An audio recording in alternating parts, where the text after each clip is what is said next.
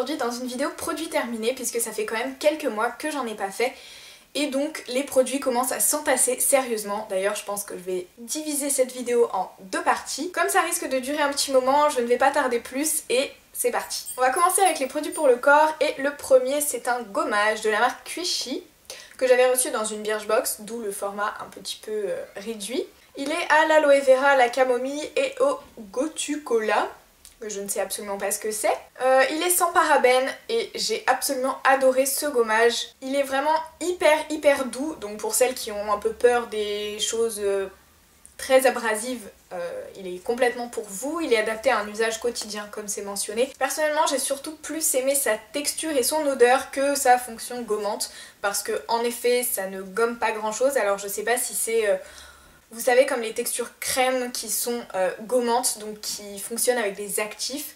Je sais pas. En tout cas là il n'y a pas de grains qui viennent vous frotter la peau. Enfin en fait il y a des petits grains blancs dans une texture bleue. Pour moi ça gomme pas grand chose mais c'est hyper agréable à utiliser. Donc je ne pense pas le racheter mais j'ai vraiment adoré l'utiliser. Le deuxième produit c'est un gel douche et je pense que vous en avez déjà entendu parler ou vu quelque part parce que tout le monde en a parlé. En fait moi je l'avais acheté avant d'en entendre parler, mais du coup ça a précipité le fait que je l'utilise puisqu'il était juste dans mes stocks de gel douche. C'est le gel douche à la Barbapapa Label, donc qui est rose avec des paillettes, donc sublime.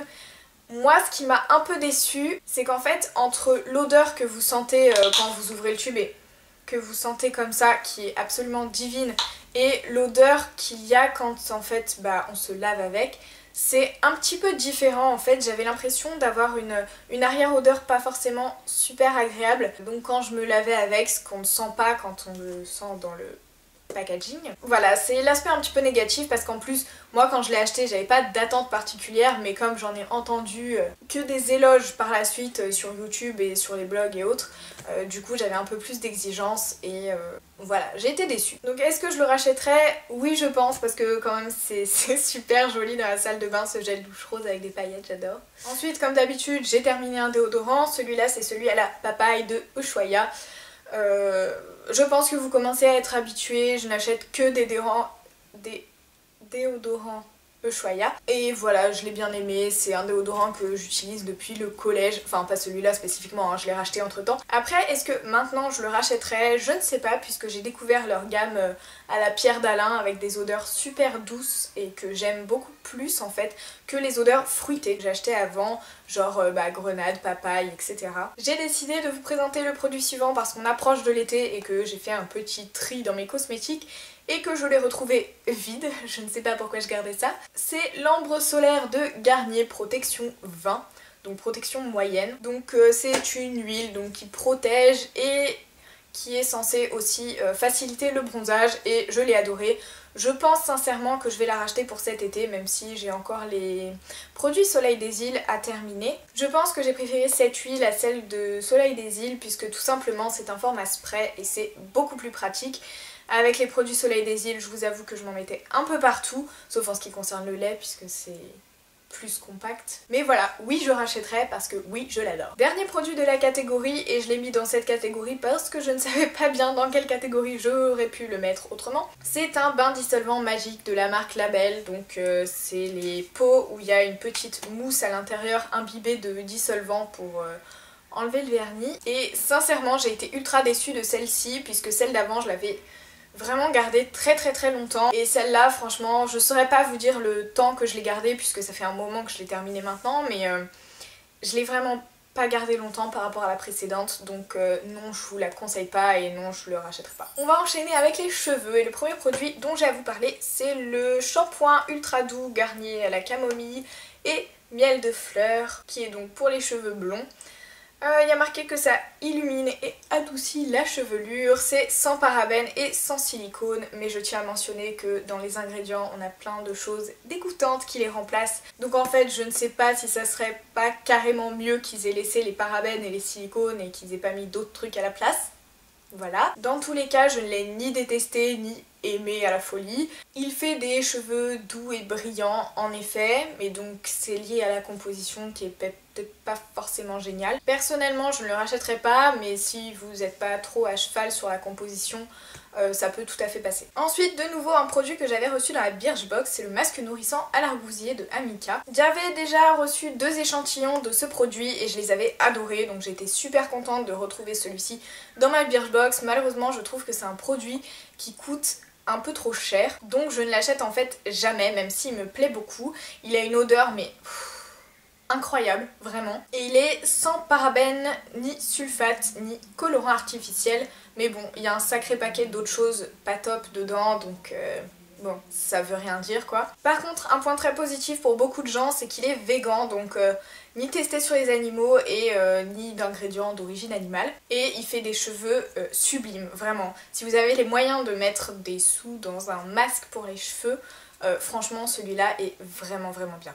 Dernier produit pour les cheveux, c'est un après-shampoing nourrissant à la mangue et à la beurre de noix de la marque Nectar of Nature. Je pense qu'on la trouve chez Carrefour. Donc c'était un après-shampoing pour les cheveux secs, abîmés et ternes. D'un autre côté, je pense que les après-shampoings c'est toujours pour des cheveux secs, enfin sinon on n'en utiliserait pas. En fait c'est une bouteille qu'une copine avait achetée quand elle était venue chez moi puisque je n'avais pas d'après-shampoing à ce moment-là et donc j'ai dû finir la bouteille puisqu'elle n'est pas restée indéfiniment chez moi. Et ça va, il est assez agréable à utiliser, il sent très bon. Par contre je suis pas fan en règle générale des après-shampoings, donc personnellement je le rachèterai pas, mais pour celles qui aiment bien utiliser des après-shampoings, vraiment pourquoi pas. On va ensuite passer au visage avec des produits make-up comme des produits soins, et je vais commencer par les soins pour finir en beauté avec le maquillage. Le premier c'est une solution micellaire tout en un, peau sensible, nettoie, démaquille, apaise, sans rinçage.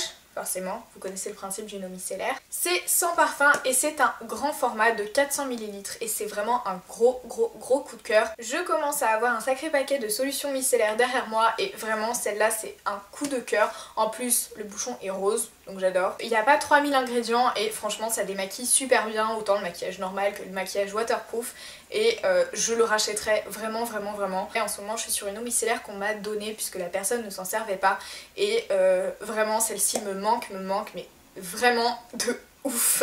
Le deuxième soin c'est un baume à lèvres nutritique de la marque La Roche-Posay, donc qui se présente comme ça. Je l'avais acheté parce que j'étais à la base allée chercher du Labello et je n'en ai trouvé nulle part. Oui vous avez bien entendu, j'ai trouvé de Labello nulle part, ce qui est un peu un scandale, mais enfin bref. J'avais trouvé celui-ci à la place et non je le rachèterai pas parce que je veux du Labello, voilà c'est tout.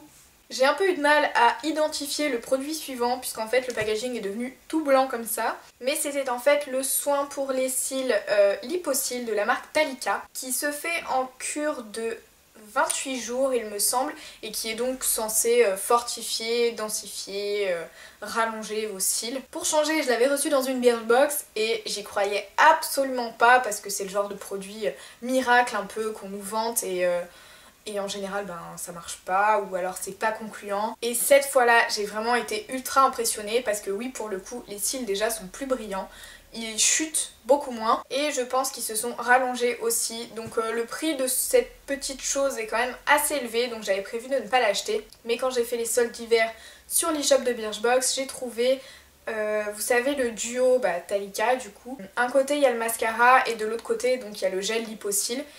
Et donc j'ai sauté dessus parce que bizarrement le prix est beaucoup moins élevé et en plus vous avez du mascara donc tout bénef. Le produit suivant est un genre de déception, c'est le Skinny Mini Liquid Eyeliner Black de la marque Ayeko ou quelque chose comme ça, je sais pas si je le prononce bien. Et en fait déjà je mets pas beaucoup d'eyeliner, voire jamais. Donc je n'ai pas ouvert tout de suite puisqu'il y a marqué 6 mois et vu que c'est un liner format feutre comme ça, c'est le genre de choses qui sèche ultra vite donc vaut mieux pas l'ouvrir tout de suite. Je l'ai ouvert une fois, je l'ai utilisé une fois, j'ai attendu peut-être allez 2 semaines et tout sec, voilà.